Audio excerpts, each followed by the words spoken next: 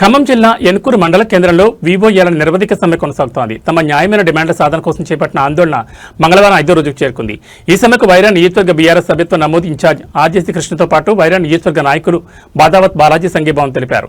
సమ్మె శిబిరాన్ని సందర్శించిన నాయకులు వివోఏల సమస్యలను ప్రభుత్వం తక్షణమే పరిష్కరించాలని డిమాండ్ చేశారు. ఎన్కూరు మండల కేంద్రంలో వివోఏల నిరవధిక సమ్మె రోజురోజుకు ఉధృతమవుతోంది. గ్రామ స్థాయిలో సేవలు అందిస్తున్న తమకు సరైన వేతనాలు, ఉద్యోగ భద్రత కల్పించాలని డిమాండ్ చేస్తూ వివోఏలు ఆందోళన కొనసాగిస్తున్నారు. ఈ నేపథ్యంలో సమ్మె శిబిరాన్ని సందర్శించిన ఆర్జేసీ కృష్ణ, బాదావత్ బాలాజీ వివోఏలకు మద్దతు ప్రకటించారు. గ్రామ పరిపాలనలో వివోఏలు కీలక పాత్ర పోషిస్తున్నప్పటికీ వారికి కనీస సౌకర్యాలు కూడా అందడం లేదని వారు ఆవేదన వ్యక్తం చేశారు. వివోఏలకు నెలకు 26,000 వేతనం, పీఎఫ్ సౌకర్యం, 20 లక్షల బీమా అమలు చేయాలని నాయకులు ప్రభుత్వం డిమాండ్ చేశారు. దీర్ఘకాలంగా పెండింగ్లో ఉన్న సమస్యలు నిర్లక్ష్యం చేయడం సరికాదన్నారు. ఇక సమ్మెలో పాల్గొంటున్న వివోఏల తక్కువ వేతనాలతో కుటుంబ పోషణ భారంగా మారిందని ఆవేదన వ్యక్తం చేస్తున్నారు. ఉద్యోగ భద్రత లేకపోవడం, పీఎఫ్ బీమా వంటి ప్రాథమిక సౌకర్యాలు అందకపోవడం వల్ల తీవ్ర ఇబ్బందులు ఎదుర్కొంటున్నామని చెబుతున్నారు. ప్రభుత్వం స్పందించే వరకు తమ ఆందోళన కొనసాగుతుందని వివోఏలు స్పష్టం చేశారు. సమ్మె శిబిరంలో స్థానిక నాయకులు, వివోఏ సంఘ ప్రతినిధులు, గ్రామస్తులు పాల్గొని మద్దతు తెలిపారు. గ్రామ స్థాయిలో కీలక సేవలు అందిస్తున్న వివోఏల సమస్యలపై ప్రభుత్వం ఎలా స్పందిస్తుందన్నది ఇప్పుడు ఆసక్తికరంగా మారింది. సమ్మెకు రాజకీయ, ప్రజా సంఘాల మద్దతు పెరుగుతున్న నేపథ్యంలో ప్రభుత్వం త్వరితగతిన నిర్ణయం తీసుకోవాలన్న డిమాండ్ వినిపిస్తోంది.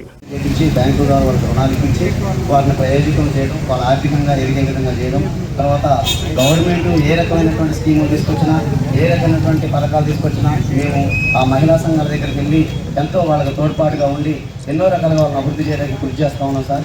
అయినా కానీ కూడా టీఆర్ఎస్ గవర్నమెంట్లో మన కేసీఆర్ హయాంలో ఒక 5,000 రూపాయలు శాలరీ చేయడం జరిగింది. ఈ టీఆర్ఎస్ గవర్నమెంట్ ఇచ్చిన తర్వాత కాంగ్రెస్ ప్రభుత్వం ఎన్నికల్లో హామీగా 20,000 రూపాయలు శాలరీ ఇస్తామని చెప్పి వాగ్దానం చేసింది. అది ఇప్పటి వరకు కూడా ఇవ్వట్లేదు. వాటి మీద మేము చాలా ఇదిగా ఈ నెల 18 నుంచి నివారణ సమ్మె నిర్వహిస్తున్నాం సార్. మా గడిగిరి న్యాయం చేకూరాలని ఈ పోరాటం చేస్తున్నాం సార్. గ్రామ సంఘ సహాయకులు సార్ మేమే సార్. పూర్తి పాత్రతో పోషించేది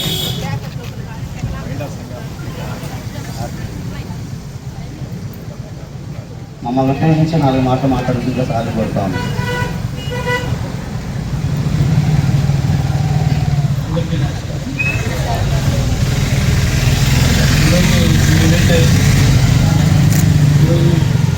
నిరోధిక సమ్మె పేర్కొంటే దీక్ష చేస్తున్నారు. మీ దీక్షకి పూర్తి స్థాయిలో బీఆర్ఎస్ మద్దతుగా ఉంటుందని చెప్పి తెలియదు.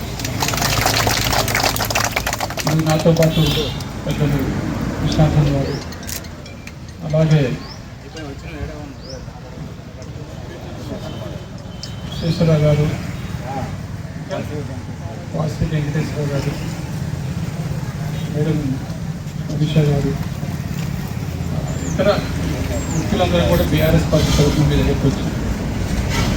మీరే చెప్పారు, మిమ్మల్ని కేసీఆర్ గారు గుర్తించి 5,000 జీతాన్ని చేశారు. గతంలో మీకు దాదాపు 1,000 రూపాయలు ఉండేది, 5,000 చేశారు. దాదాపు 500 టైమ్స్ చేశారు.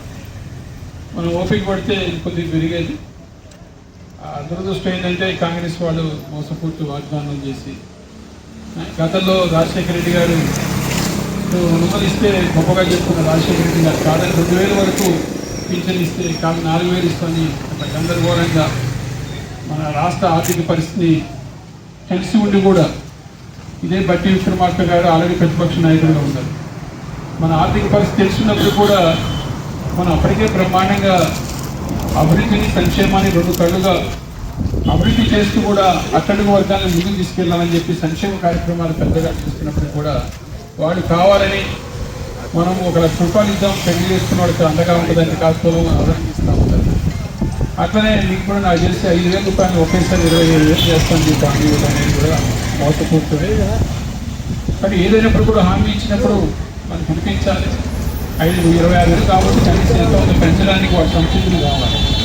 కానీ ఎక్కడ మీదే కాదు, ఏ సమస్యల పట్ల చూసినా కానీ నిర్లక్ష్యపు అంత వాతావరణం. విద్యార్థులకు రియంబర్స్మెంట్ ఏమంటే పట్టింపు లేదు కదా. పేదలందరూ కూడా ఆరోగ్యశ్రీ వాడుకుంటారు, హాస్పిటల్కి ఆరోగ్యశ్రీ ఫండ్స్ లేదు. ఉద్యోగస్తులు రిటైర్ అయితే పిల్లల పెళ్లిళ్లను, ఇళ్లను, రకరకాల సమస్యలతో రెడీగా వాళ్ళ సమస్యలు పరిష్కరిస్తుందనుకుంటే ఎంత దారుణం అంటే అసలు చనిపోతున్నారు చాలామంది. ఆ అమౌంట్ వస్తుందా రాదనే టెన్షన్ తోటి ఆరోగ్యం, అనారోగ్యం పాలైపోయి చనిపోతున్నారు. అయినా పట్టించలేదు.